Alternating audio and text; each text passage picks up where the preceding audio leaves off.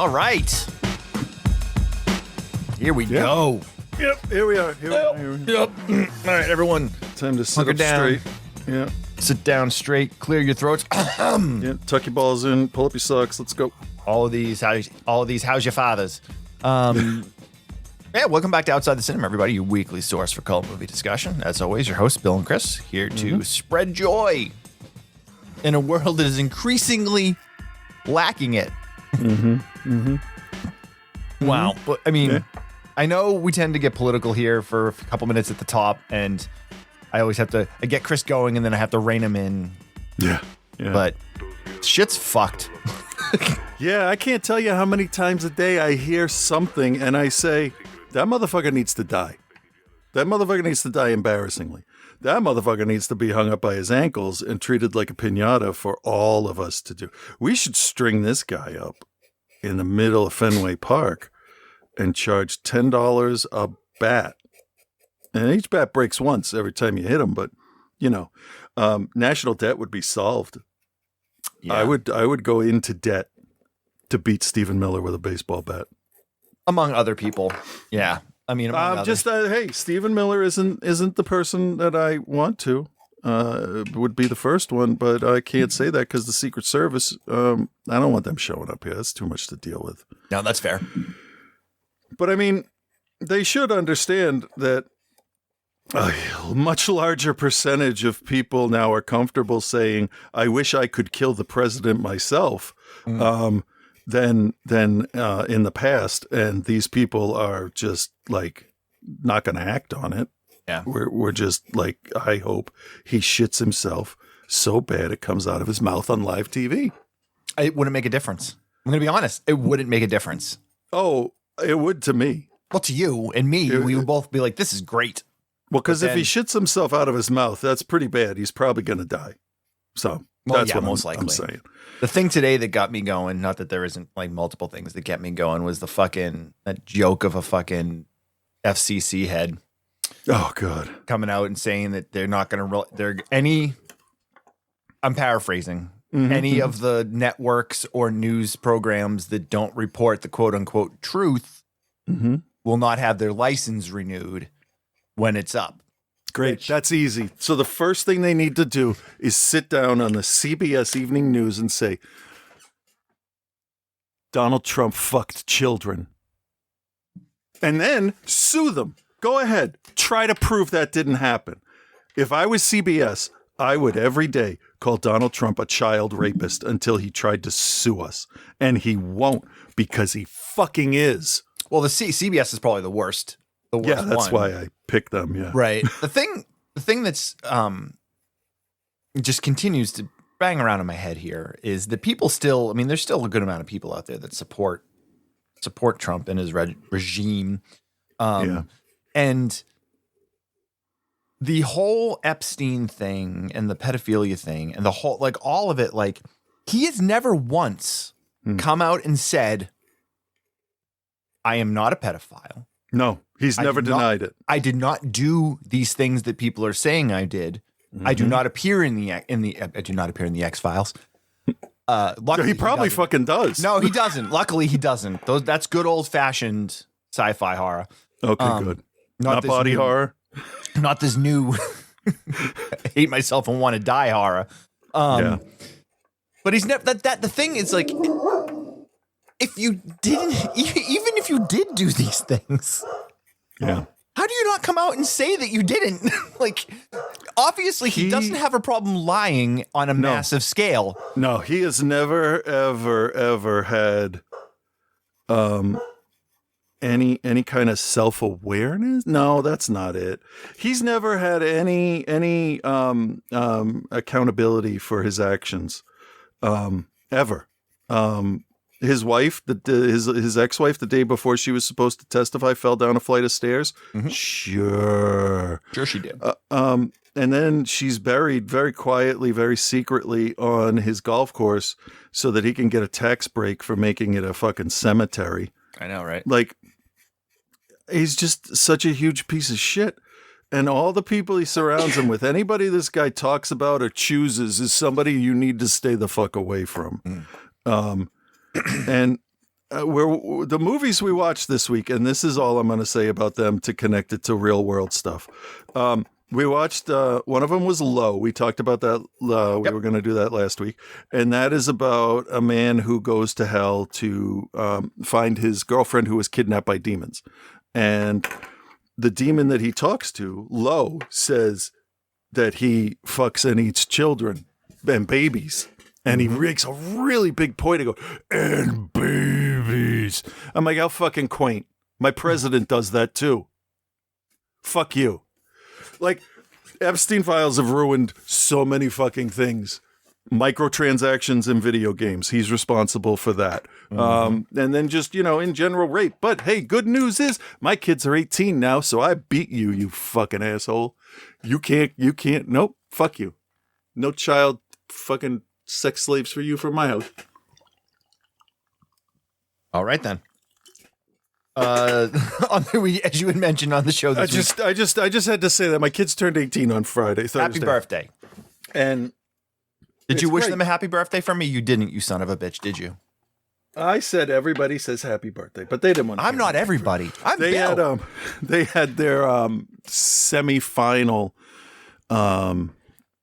elimination rounds for the drama festival this year, and they made it through again, so they are going to finals. So that was more important than their birthday to them, because they've gone 4 years in a row now. Well, that's a great birthday gift. Yeah, I'm so glad I could help.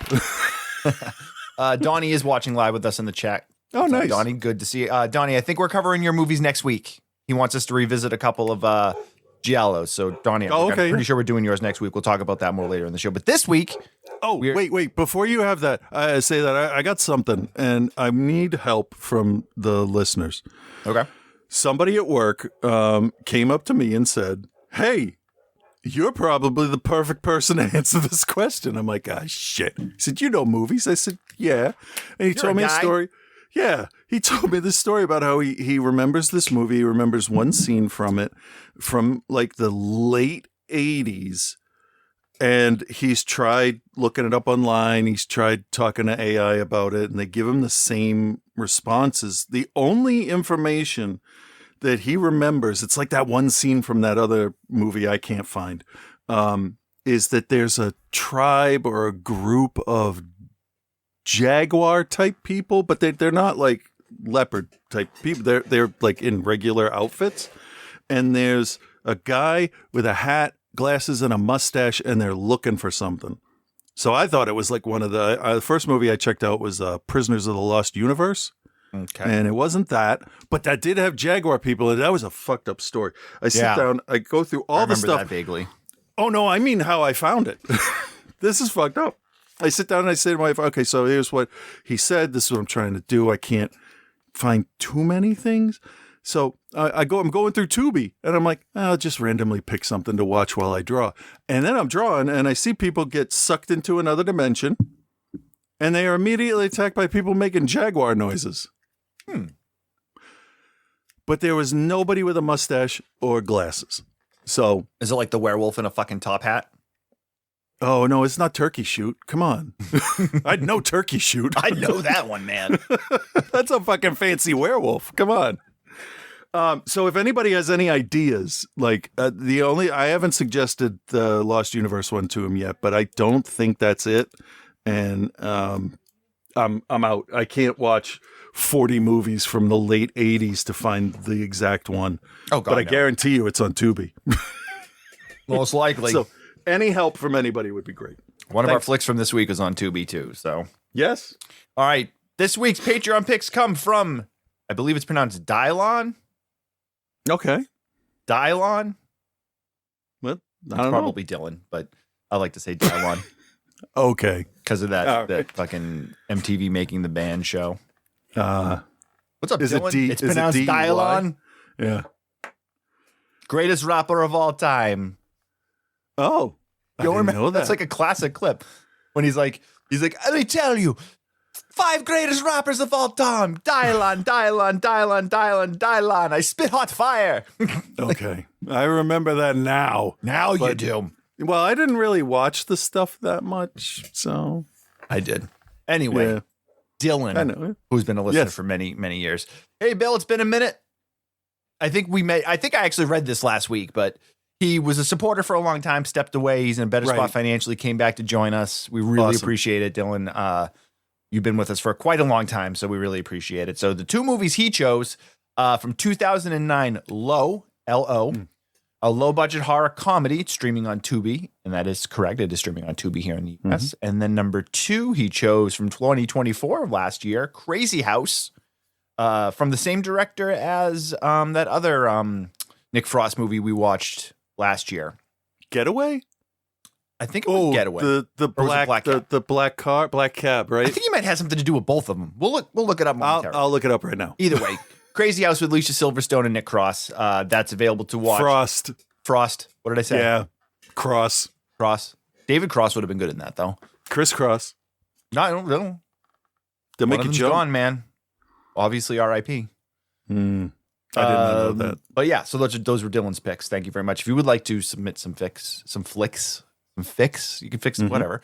Patreon.com/outside the cinema. You can send a message there. Feel free to send it there, or you can also just email us directly at outsidethecinema@gmail.com, which is also where you can send in what you think the Jaguar in a top hat film might be. No top hats. Jaguar is a Jaguar tribe.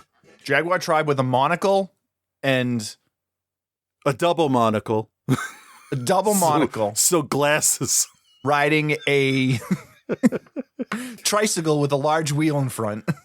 Yeah. And he speaks only in carnival tongue. Oh, absolutely. Absolutely. Yeah. Patreon.com/outside the cinema. You can reach out to us there and or outside the cinema at gmail.com. If you're a member of the Patreon at any level, send us the movies. As we had said earlier, I think next week we'll be doing Donnie's picks. He wants us to revisit a couple of classic Fennec giallos, which I'm always game for. I mean, I can watch a Strange Vice, Miss Vard. I mean, yeah. How many times do you want to watch it? I got keep watching it. What was the other one? It was Strange Vice and Case of the Bloody Iris, both of which are on Tubi. Okay. Watched them maybe myself a few weeks back, or we could also cover Miss 45, which I think we've never actually covered Miss 45. I've never seen that. Really? Yeah, I've been waiting on it just because, Well, let's do that then. Let's do that with one of the giallos, and then we'll pick up the other giallo later on. Would you rather revisit Strange Vice or Case of the Bloody Iris? Let's do the first one. First one, Strange Vice? Because I know I liked it, but now, years later, it would be nice to see what I think of it. Cool. Yeah. There we go. All right. Which one of these films do you want to do first? I watched him. I watched Krazy House, then Low. What did you watch? Let's do them in that order then. Okay. All right. Here's a trailer for Krazy House.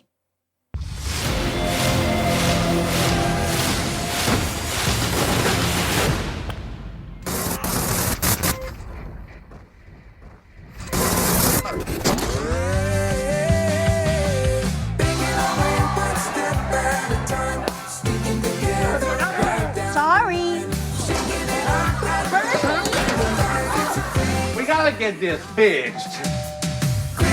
Oh, what can I do you for? We fix, no problem.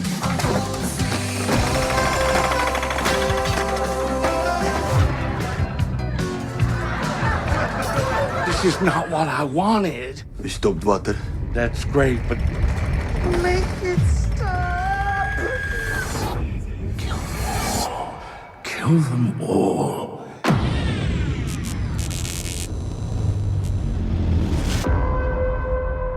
Tried to be a good Christian. Now get out of my house! Forgive me for what I'm about to do. Dad, is this normal?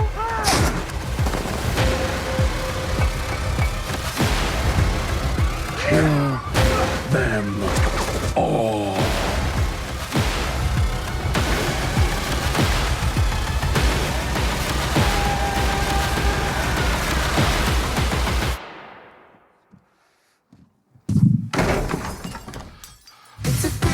Krazy House is taped in front of a live studio audience. Oh, gosh.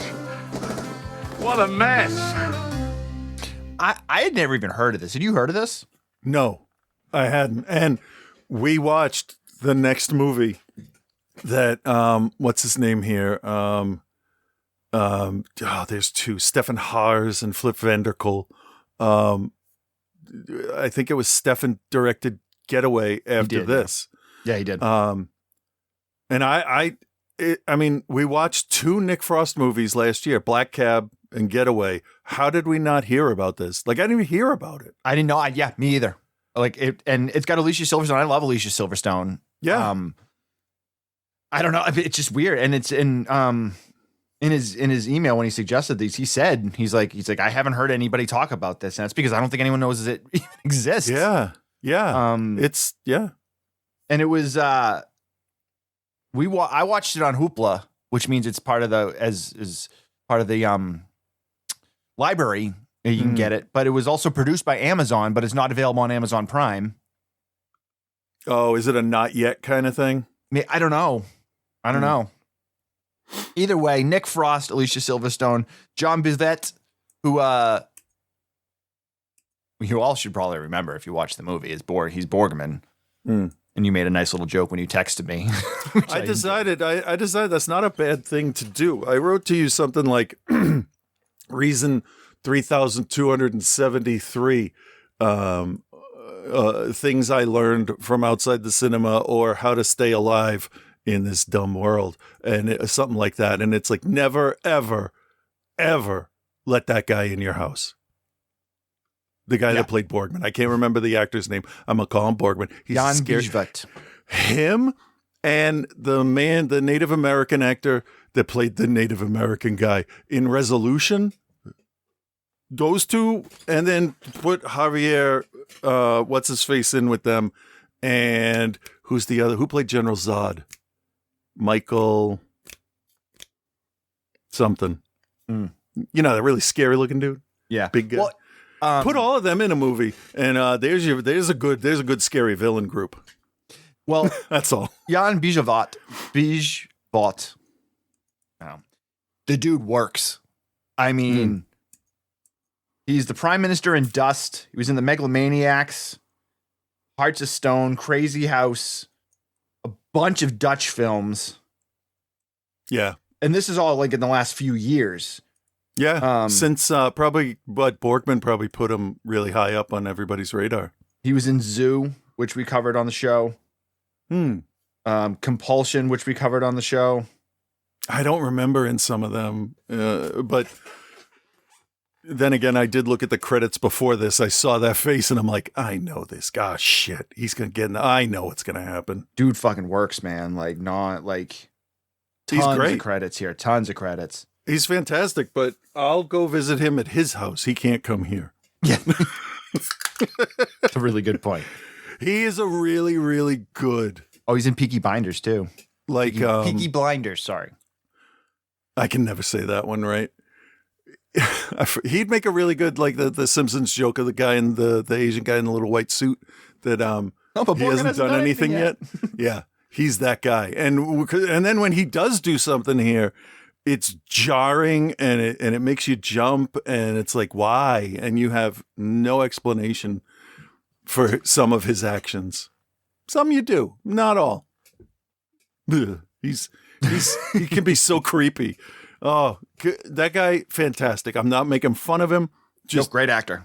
As an actor, he does an amazing job playing those roles of people I don't want to be near. All right, so I lied. It is available on Prime Video, but you have to pay for it. It's not included in Prime. How much are they asking? $3.99 to rent it.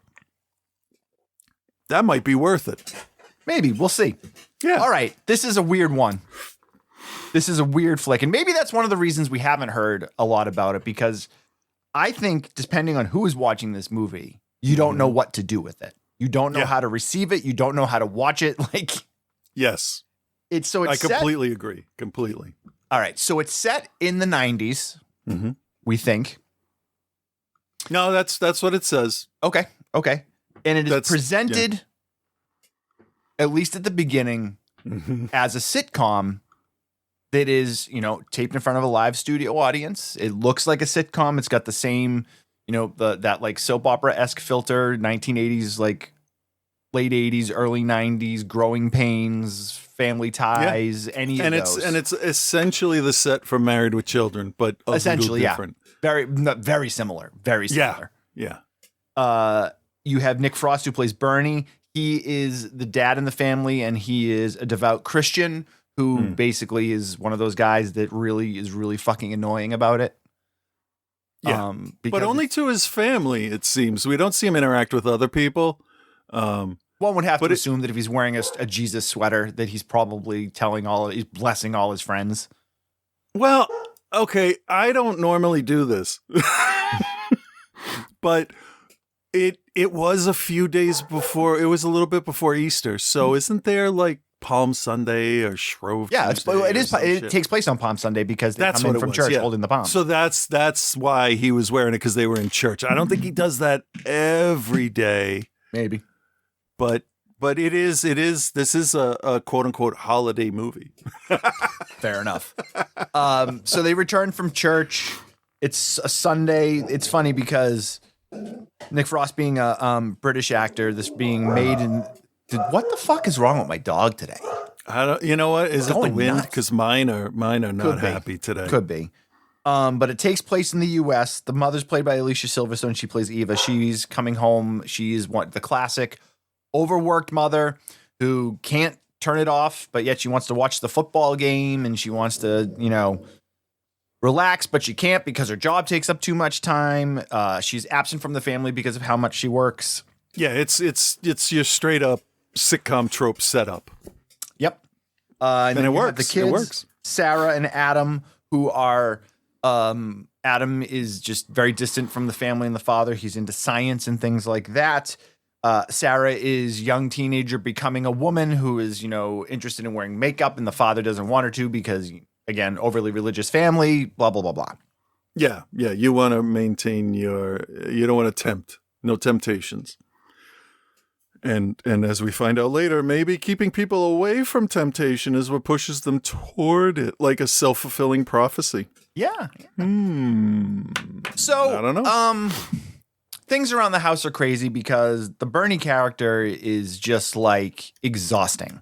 He's always trying too hard at everything and making everything more difficult in the process because he can't just fucking do something like a normal human being does it. Like cleans the house. He's got himself with brushes strapped to his shoes so that he can clean the floor while he's walking. But all he does is trip over himself and knock things over.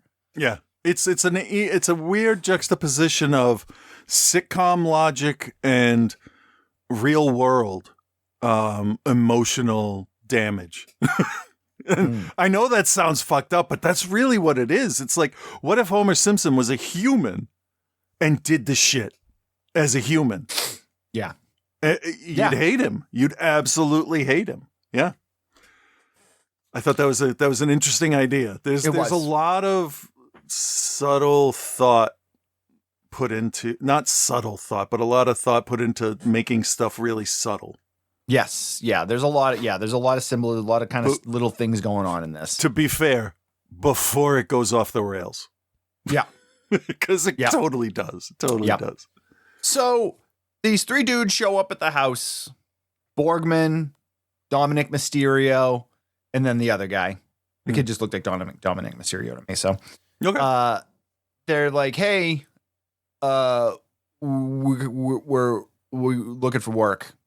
Yeah. Our mother passed away. We're looking for work. If you have any work on the house, which, in a sitcom world, these guys showing up randomly doesn't seem weird. But then you think about it in the real world, and you're like, what?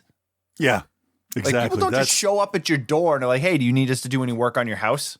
I think it's a great way to show what we will accept in entertainment, in a fake reality, and what's acceptable in real life. Right. It's weird. We give a lot of leeway to the stuff we watch.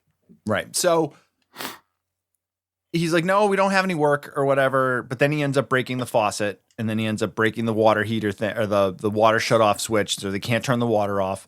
And this whole time, Alicia Silverstone's character is getting more and more frustrated with him and getting angrier and angrier. And then she slips and falls on the water because he couldn't turn the water off because he broke the thing. And she smacks her head and knocks herself unconscious. Really bad. Really, like type of like you might be dead. Like I thought that's what they were going with. Honestly, I've watched enough episodes of 911 to know that is a severe head trauma. Yeah, that was like a marble countertop. Yeah, and it breaks too, doesn't it? It does.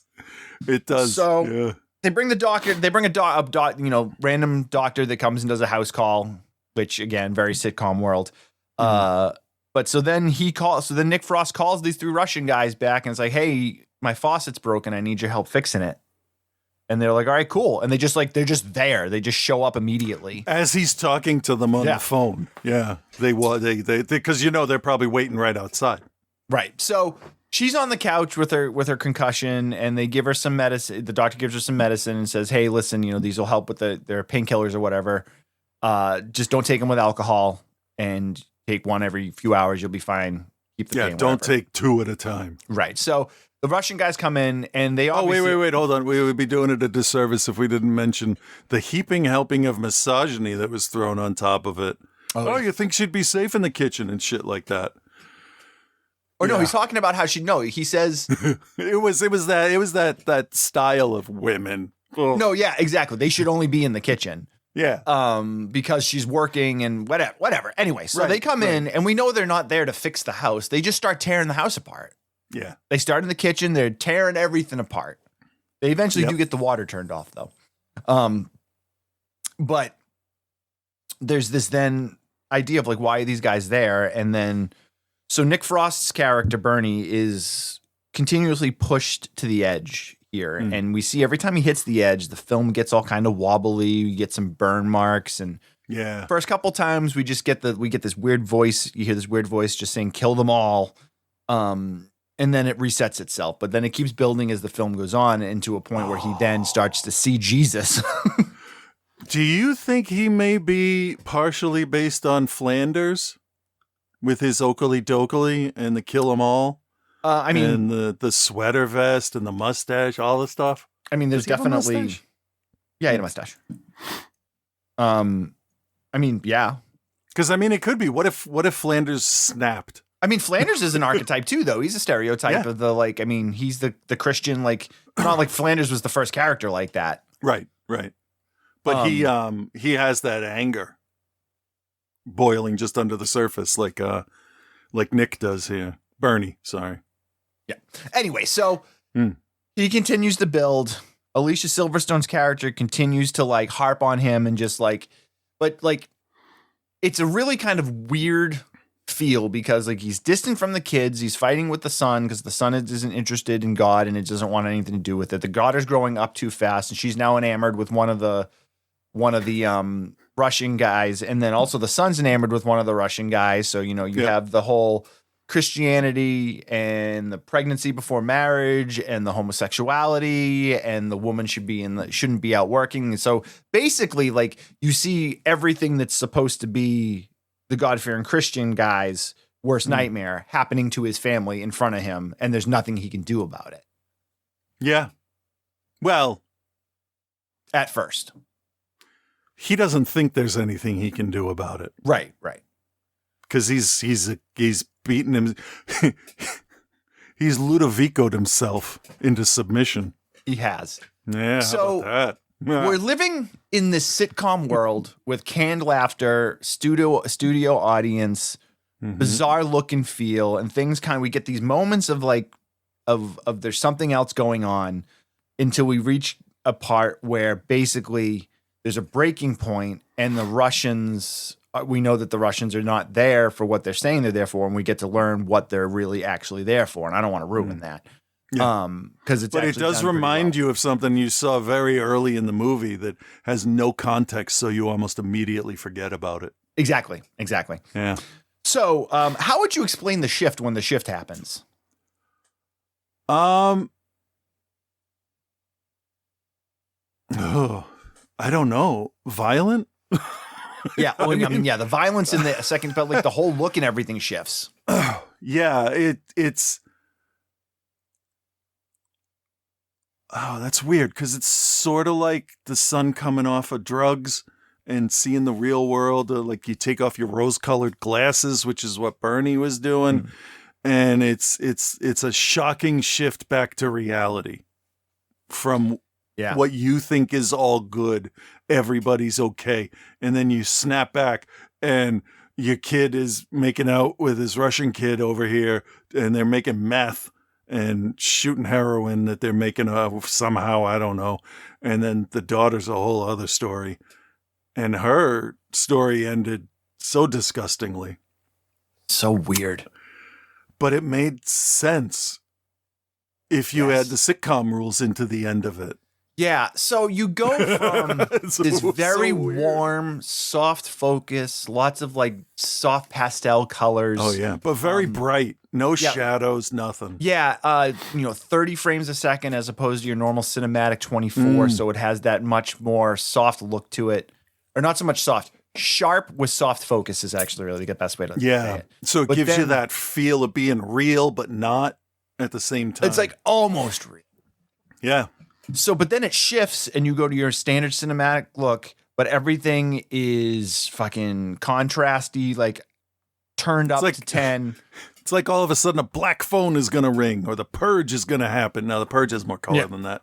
No, but it's just like, it's so rigid and harsh in comparison. And it works really well in the way that it looks. So you've now taken yourself from that world and moved yourself to this violent, dark, angry world where he's having visions of Jesus and like coming to realize that despite being a good Christian, like Jesus isn't going to help them. Yeah, no, he never was. He has to figure out what they're going to do. And now I feel this film has a lot of interesting things going on in it and a lot of really interesting ideas. But I don't necessarily think that they're able to use those ideas in the best way. I don't want to get too much into the second half of the story and give away anything because we had never heard of this, so I don't want to ruin anything. No, yeah, agreed. So for me, as I'm watching it, I'm on board. I'm not expecting it to go kind of where it goes, but at the same time I am. Right. But my biggest issue is with this world that they've built, and they build this world without rules. So you go from this sitcom world to this dark, violent world, and then there's like a melding of the two worlds at a couple different points, and then then it becomes hyper violent, but with like real clear understanding of like how it all works. And again, I get it. It's, supposed to be this weird fantastical thing, but it's like, it's like people get shot with shotguns and people get like all these things happen and people don't seem to die right away, or they die and then they come like and none of it's really explained. Yeah. It looked like the shotgun was shooting out not buckshot, but like a single larger pellet. Because the way it hits, the way it's you see it fired, it doesn't look like it should if it was a shotgun. I mean, it is in certain parts. There's 2 times they fire it, and it clearly that was a spread pattern shotgun shell you fired at whatever was in your way that I'm not going to say. Yeah, sitcoms work though as what do we need for the plot? What is the best thing that we do? What's the funniest thing we do, or the most conflict that we can put in here that isn't serious? But it feels like those safeguards were removed of, this X, Y, or Z always makes it to the end of the movie. A, B, and C never make it more than halfway through. And I'm just making stuff up here. But it's like that kind of feel of, I know your rules. Fuck them. Because, there are times where it's like, holy shit. Holy shit, they did that. Well, and I think some of that too, I'm not super familiar with Dutch filmmaking, but like I feel like that's a a Dutch thing. So for a movie that's supposed to be taking place in the US, it has those fingerprints all over it. I feel like it's making fun of our entertainment versus perceived culture on the ground out here, but I mean, that's that. I can see that. But speaking technically, I think my biggest issue with how it's presented is that the editing in it really like needed to be a little more tight. I think some of the scenes, and by some I mean most of the scenes, go on for just like a minute or two longer than they probably need to. Okay. And they do their setup and then they kind of leave you hanging there before they close, whatever the scene is going to be. And I feel like you take a minute off of this, 2 minutes off of this, maybe 3 minutes off of this, another minute off of this part, and you tighten the whole thing up. And rather than running an hour and 30 something minutes like it, because it wasn't long, and you bring it down to like a tight 120 and everything just works better. Okay. I got to sneeze. I could see that.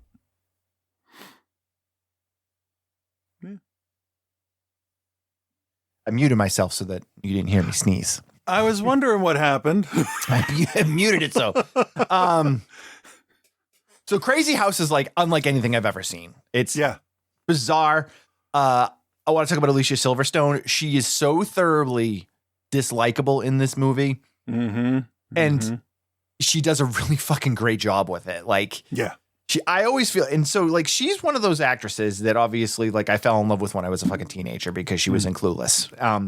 But she's always kind of chosen like really kind of like interesting movie roles in the last, like decade or so. Like obviously early on she did Clueless and like Blast from the Past and when she was Batgirl and Batman and Robin. But like once she kind of left the like limelight and she started to make more interesting choices with her movies and like she did a lot, like she was in Begonia that came out earlier this year. She was the mother in Begonia and obviously Sacred Killing of a Deer she was in.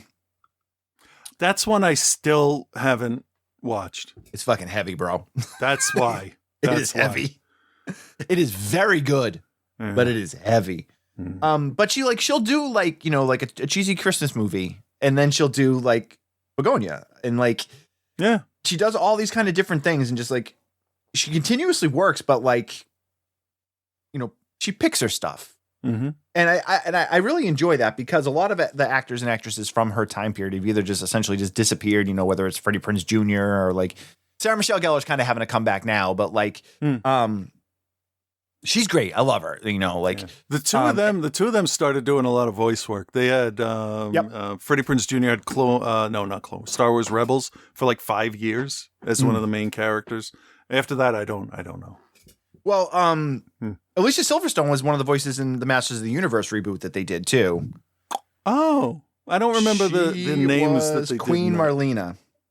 Oh, okay. All right. She was also in The Lodge. I don't know. And she was in Catfight. The Nutcracker Suite. She did a voice in Space Dogs. Yeah. I like she's going to be in. I believe she's going to be in the Clueless series that they're doing. Oh, I didn't even know they were doing that. Okay. Yeah, it's I mean, it'll probably get canceled before it gets anywhere, like they did with the Buffy series. Oh, and she was the lead in that she had a TV show called Mismatch that ended up getting canceled like during the first season. Ugh. Well, I mean, you pick what you want to do, and hopefully it's all good. Hopefully. Sometimes not. Hopefully. Either way, love Alicia Silverstone. She's great in this. She like thoroughly dislikable. Yeah. So are the kids. The two kids had never seen them before, and the change they go through is pretty. They do a really good job of making that. Well, the daughter is in she was in that HBO show with Carla Gugino, where she played like the spy. I can't think of the name of it. I don't have it in front of me. But she was in that, and she was I think she was in Peaky Blinders too, if I'm not mistaken. Let me look. Now that I've said that, let me make sure I I'm right. I have no idea. Crazy House. Yeah, Jet was the one. Okay. On HBO. She's been in a bunch of Dutch stuff. She have 6 episodes of Peaky Blinders. Okay. She's got a lot of She's actually got a lot of stuff here, way more than I would have expected. She must be a lot older than I thought she was. She's supposed to be playing like 15, 16.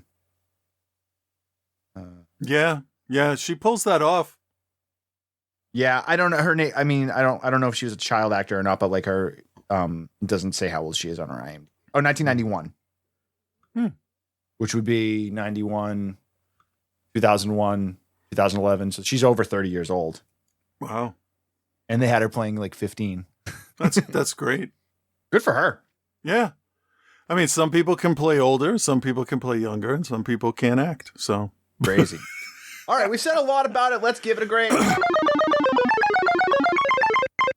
Chris, you recommend, what is your grade for Crazy House? Yeah, I think this was a test for me of the I like movies with changing tone. So congratulations, you tested me, and I passed because I will recommend it. The movie is weird, but it's the kind of weird that I'm okay with.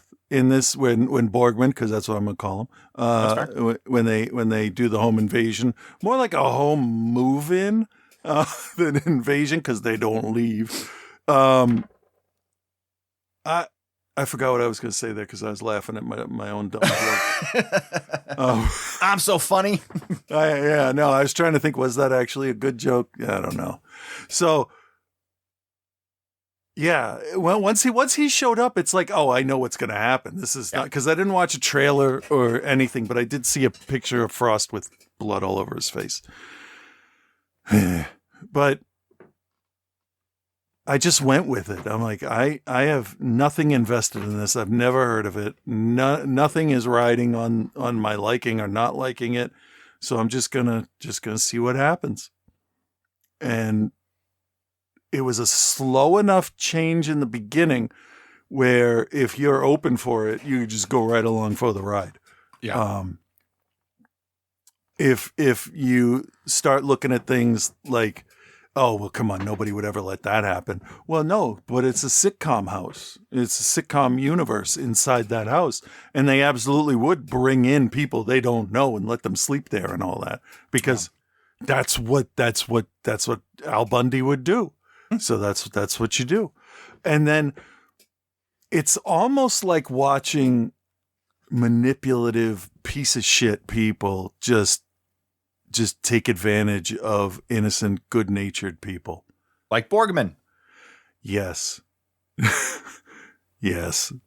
Borgman. I'm going to have to watch that again. God damn it.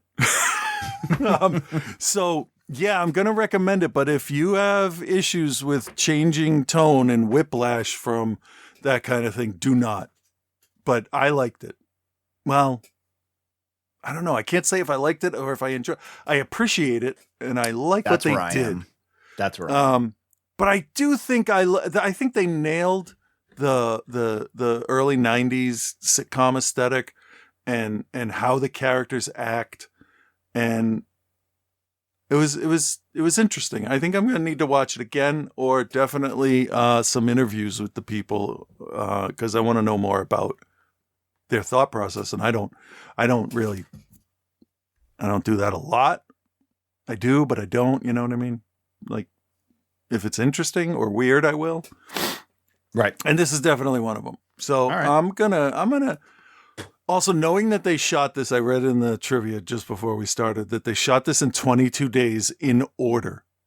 Okay. And obviously you have to, given what the set goes through, because we know that there's water all over the place and stuff's broken. So, it's going to get worse. So you have to do it in order. It's like that last shot of like, okay, we're going to burn down the house we filmed all our scenes in. Let's not fuck it up. And we got one shot at this, guys. Yeah. It's not nerve-wracking or anything. All right, so I'm gonna give it a B-. I think is that what I said? I give it a B-, and okay. A recommend if you're okay with tone shift. Yeah, I'm kind of right there with you. I think you liked it more than I did. But I'm going to recommend it because it is such a unique thing, and it doesn't feel like a lot of other films that we've done, especially recently. So, and it's nice to see something interesting and something new. Not saying that it's rewriting, it's not going to you're not reinventing the wheel or anything like that, but they definitely take this aesthetic that we don't see a lot in horror. And it's not really a horror movie. It's kind of more like a thriller. I don't even know how to put it. It's bizarre, but it's, something different and a different way to look at things. And I like that they did that, but I think the execution wasn't perfect. It was like you did you're a high diver, and you did this amazing quadruple flip thing, and in the air it looks amazing, but then when you hit the pool, you went over a little too far, or like a gymnast that does like a floor routine and goes really high and does this crazy thing, and when they land, but they don't quite stick the landing. It's not terrible, but there was things that you could have done better. And I really feel the biggest thing with this was just a little bit of tighter editing, and it would have been really good. Yeah. And not to contradict anything that you're saying, but if you look at the next movie, Getaway,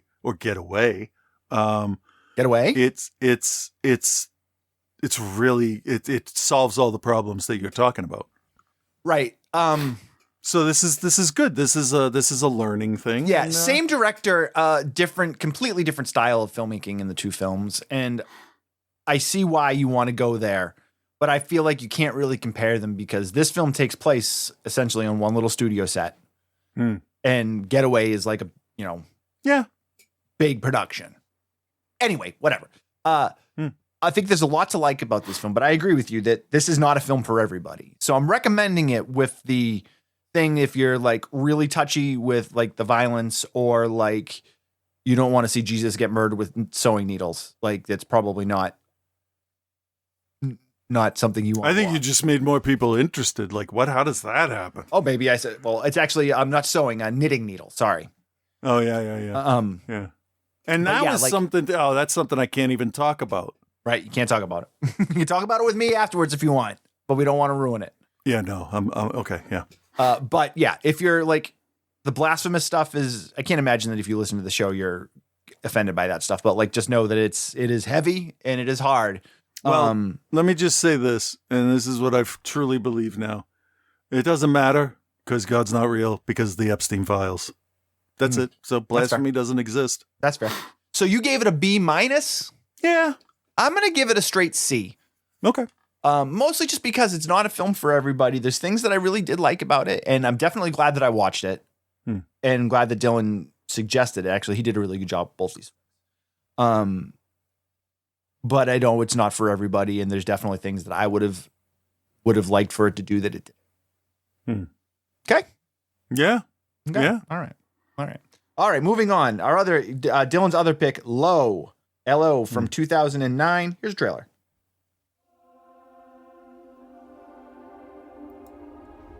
Why wasn't she honest with you? She obviously didn't trust you enough with the truth. She was ashamed of it. Or she had an agenda and she knew exactly how to play you. No. All you had was her, and she knew that. No, we worked because we were different. You worked because that's the way she wanted it. She needed a place to hide. You were nothing but a fake mustache. Shut up! Ah!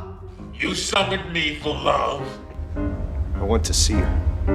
so I'll just reach down into the ass of hell and get her for you. She was taken by something like you. What's it about? It's about a guy who sells his soul to the devil for knowledge and power. There's nothing to know. Oh yeah? You been there? No. Never. What? Oh, the face. Right. This is good stuff. This is the biz, how we operate. I'm a demon. I can do anything. Except love. A demon should never entertain the idea that love is the answer to its question. You love me.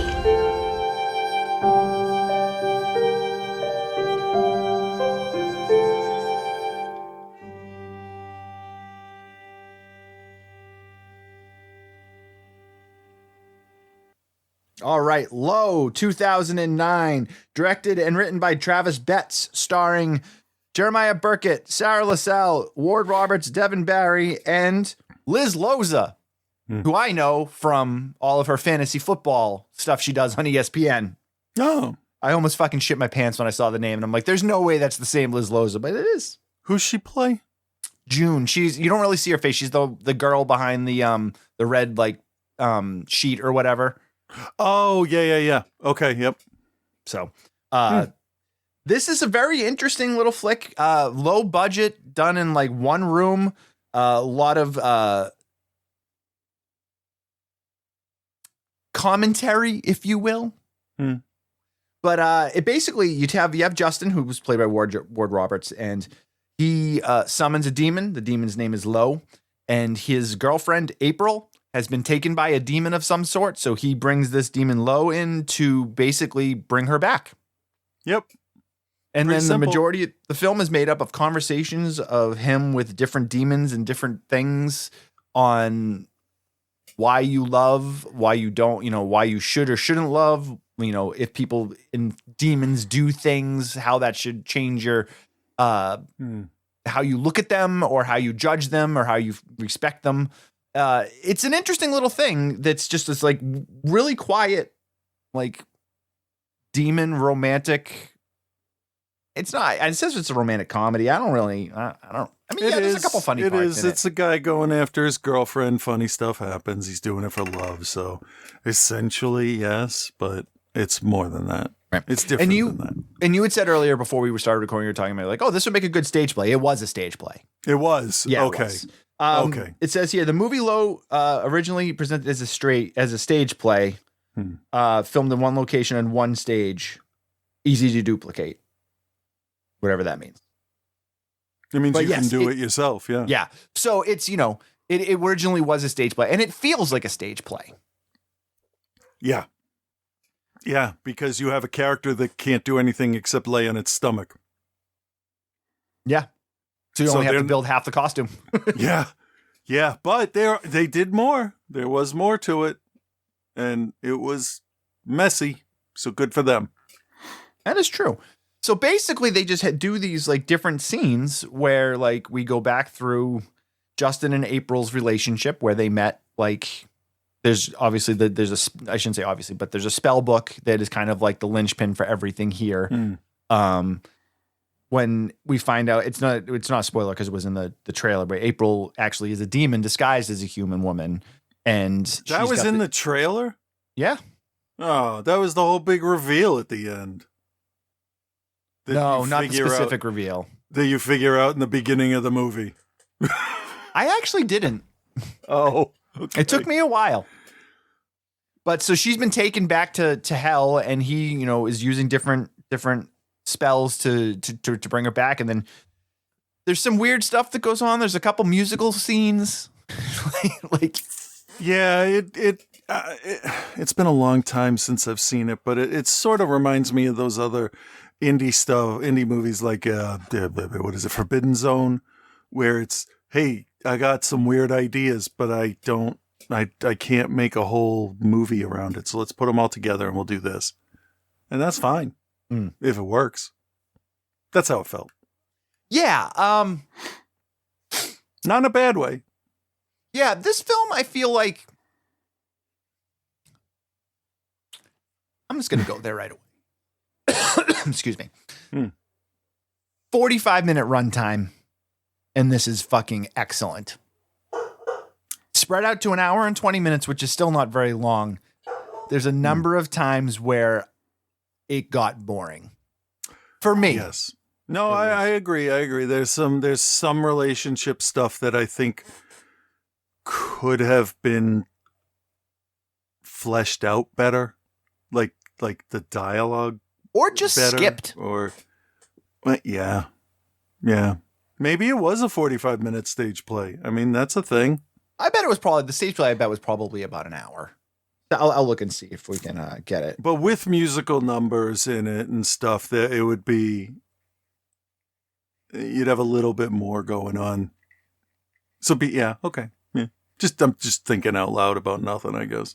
Writer-director Travis Betts aspired to transfer the film to the stage. He eventually revised the script with Michael Peel, and the Visceral Company held stage readings at the Matcha Theater in Los Angeles. Maybe it wasn't first. 2013, a Russian student unofficially transferred the film to the stage at the Krasnodar Regional College of Culture.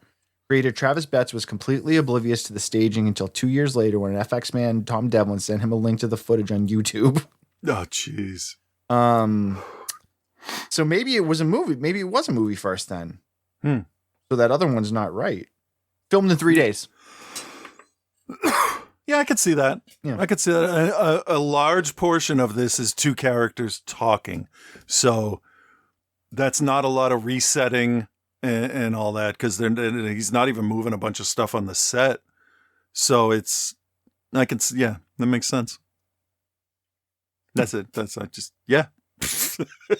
Yeah, and it's funny because it is interesting and it is something different. But I don't really feel like there's a lot to say about it. Yeah. Yeah, I thought the dialogue was good but stiff. I think that there was a lot of I don't know. I get the feeling sometimes a director will be like, no, I want you to deliver it exactly how it's written on the page. And sometimes that doesn't sound natural when you're talking. You can't always pronounce the ER and the ING and all of the, I do not agree with what you're saying. That's not, no. No, I don't think so. It just sounds too stuffy. Is sometimes, not all of them, but some of the lines came off that way, and at that point it's like, oh yeah, on stage that would have been fine. Yeah, whatever. I'm not going to complain about that. Well, yeah, and I think some of the, especially with the voicing on the different demons, like when they're supposed to sound dark and evil, like it doesn't really sound dark and evil. No. So, budgetary stuff definitely kind of held some of that stuff back. But I did also think, like, I thought the low demon suit that they used, I thought was pretty cool. It was ugly. What they had, which was gross, which was good. The hair that they added to the body, really pushed that over the edge for me. Because it would have just been a flat, like text, like almost textureless, but painted really well. Sort of see-through silicone type stuff, but the hair added to it like gives it this gross, almost like a grimy, sweaty feel. Yeah. And it really like, whoever thought, let's put some hair on it, like that's the best decision in the whole movie, I think. And I'm not making fun of the movie. That was a good monster. Agreed. Until you watched it way too long. Because then, what is my brain doing? Where are the seams? Yeah. Yeah. I don't want to be like that, but that's what I was doing. And I could see a little bit here and there toward the end. And I'm like, okay, well, they've been doing this for a long time. Maybe they ran out of glue to do the corner of the eye over there, or it was a long day and it popped off. This dude's he's in full monster makeup for the entire film. So, yeah. And it's a budget thing, and the makeup, while goofy on some of them, was still very well done. The green one, geez, they hide the character's mouth really well under this downturned beak that's sort of like a squid beak, but a bird, and it's all these different animals mashed together kind of thing with a little bit of the Jeepers Creepers dude maybe in there. And it's an interesting idea. And of course he's a Nazi. Yeah, I mean, I know. Obviously. Of course he is. Yeah. And I like that they have regular voices. I don't know why. That's just funny to me that they like sing and dance like any other stage performer. Yeah. That was I don't know. All right, that was great. goofy. That's great. I could keep talking about it. All right, Chris, do you recommend, and what is your grade for low? All right. I am going to recommend it. I didn't think I was going to, but having them, I need like 24 hours, right, to have them sit in my head so I can like get it all arranged. And this one, at first I thought, well, I could see the end coming a mile away because it was honking as it was slowly driving the steamroller down here.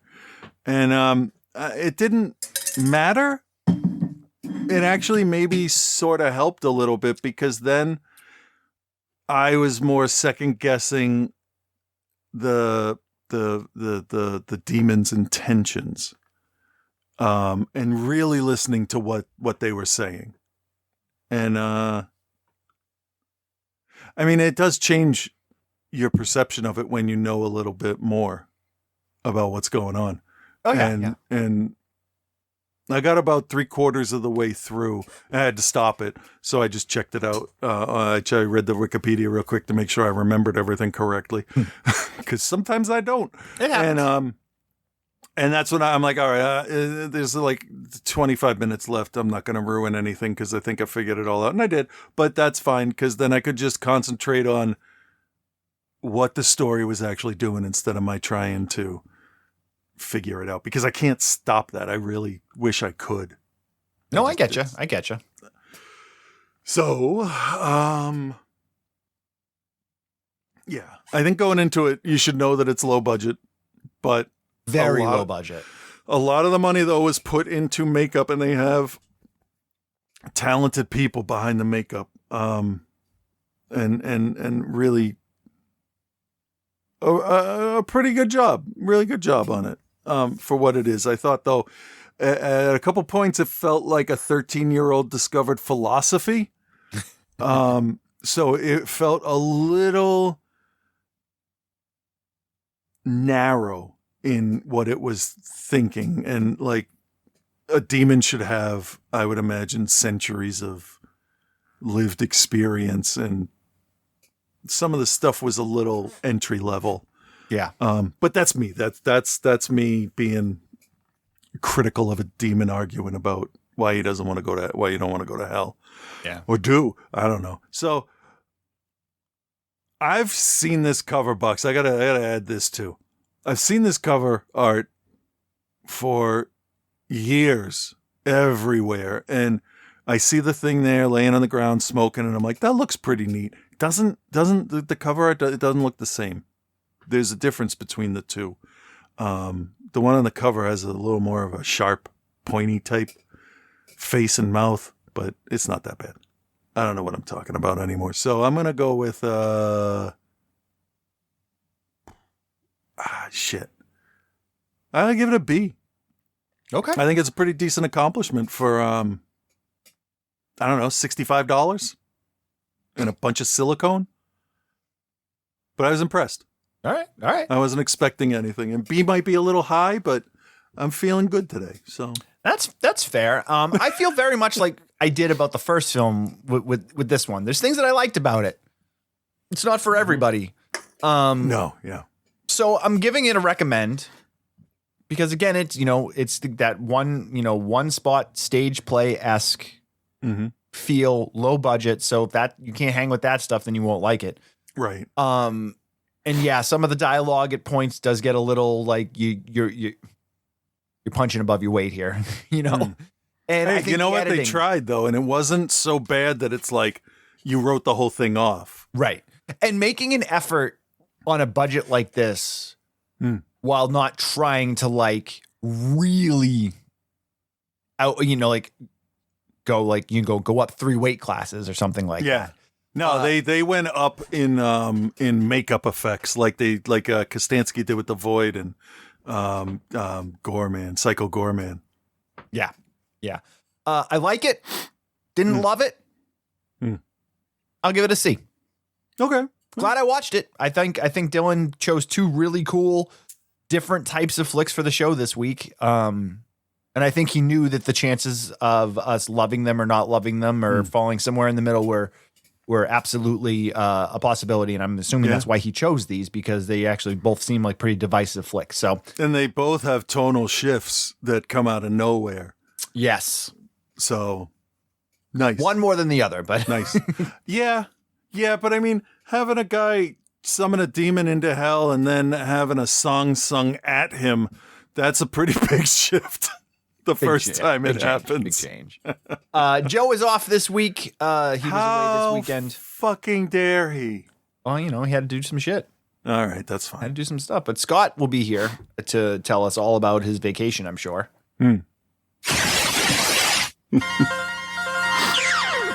Welcome back to the show Outside the Cinema, your weekly source for cult movie discussion and vigorous jerking sounds. Yeah, sorry.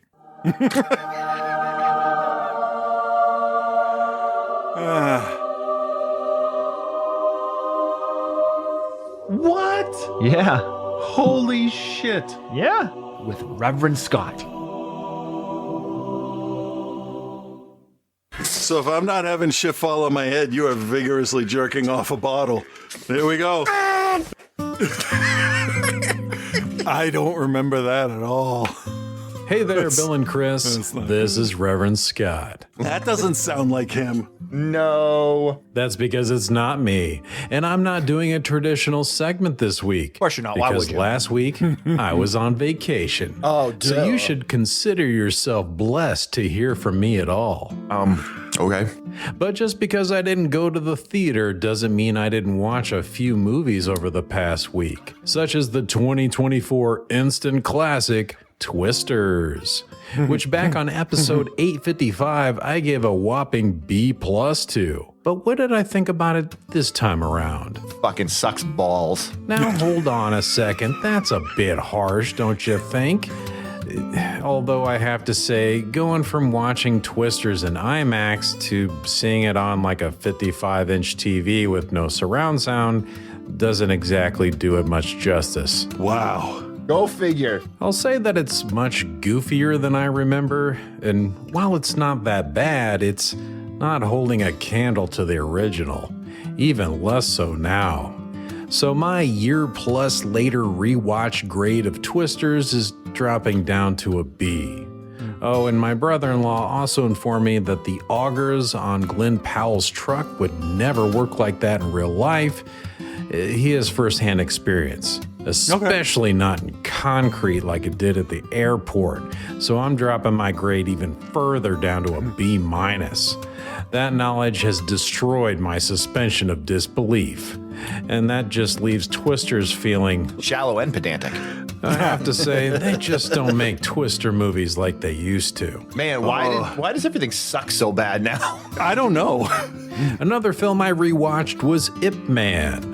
And I'm gonna tell you right now, while the sudden shift from the rival martial arts schools fighting to an all-out war-stricken world is still very jarring to see in this film, and there may be some revisionist history going on in the end, it's still a kick-ass, amazing movie for Donnie Yen. I'm always gonna highly recommend Ip Man, and this may come as a surprise to you, but it still gets an A. That was a surprise. It was. It was. Moving on to a film that I'm sure I've seen before, but it's been so many damn years, it was like seeing it for the first time. And that film is The Marine, starring a very young, muscly man with a flat top and the ability to dodge bullets and never sleep. And his name is John C. This movie is 20 years old now. Wow. Jesus. And the bad guy is none other than the T-1000 himself, John Cena's own dad and peacemaker, Robert Patrick. Okay. His girlfriend, John Cena's girlfriend, is Kelly Carlson, the girlfriend of the late, great Julian McMahon in Nip Tuck. I watched this on Tubi, and it was the longest 90 minutes of my life thus far. It has a few fun parts, some stuff that you really enjoy making fun of, but Jesus Christ, it just wouldn't end. I mean, it's an action film, but at the same time, it somehow is just way too long. I did not get bored except for when I got bored. So I suppose I recommend The Marine. You know what? In fact, I recommend Joe watches The Marine and its 5 sequels. Yeah, there you go, Joe. They made 6 of these fuckers. The Miz is in like and I 3 give of it them. a C+. Thoroughly decent affair, which is 10% better than thoroughly fine. Yeah.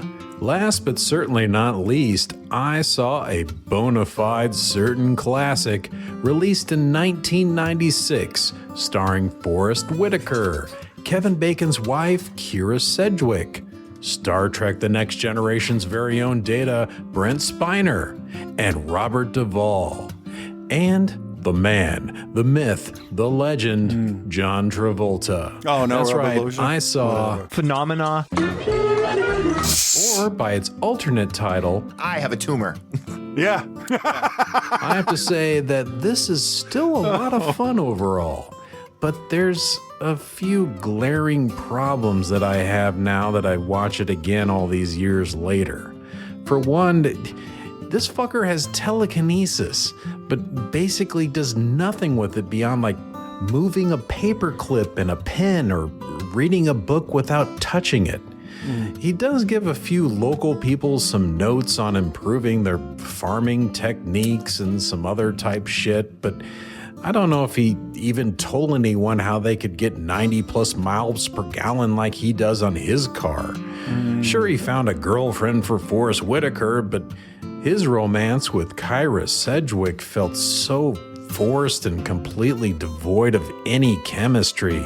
I just wish they could have just completely cut her out of the movie.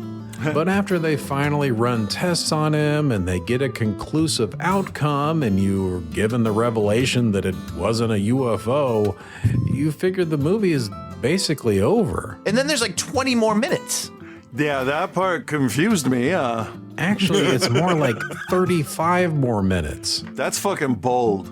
Seeing Phenomena. with someone who hasn't seen it before was kind of fun though, and it made it a bit more enjoyable. So even though I basically spoiled it, I still recommend it. It's a fun watch despite being over 2 hours long. So I give Phenomena.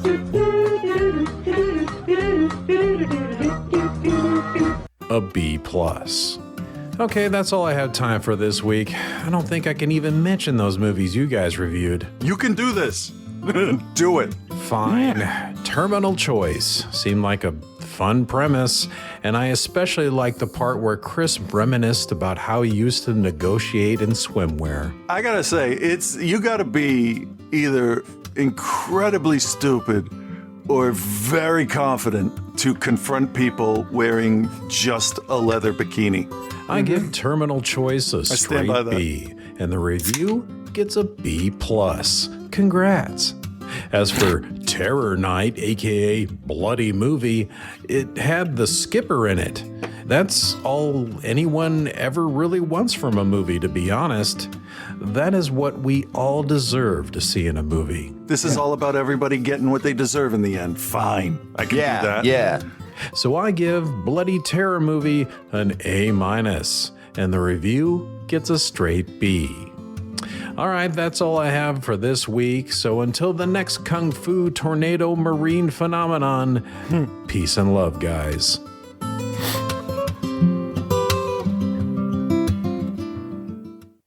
Outside the cinema, advice on what cult movies to watch, but this is definitely not medical advice. So, 2 shots of castor oil a day keeps me running. yeah, and 2 rare steaks. I get up in the morning, I have 2 shots of castor oil, I have 2 rare steaks for breakfast, and then I have a shot of Ipecac before I go to bed to clean it out. Yeah. And I sleep in a kiddie pool because I shit myself to sleep every night. I also have 37 cigarettes a day. Oh, that's not that many.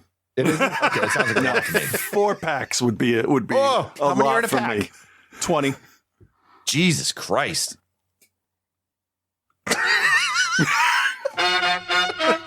Hi, Bart. All right, the dog wants to go out, so we'll make this quick. All right, hey, thanks for listening, everyone. I want to thank Dylan for doing the show this week.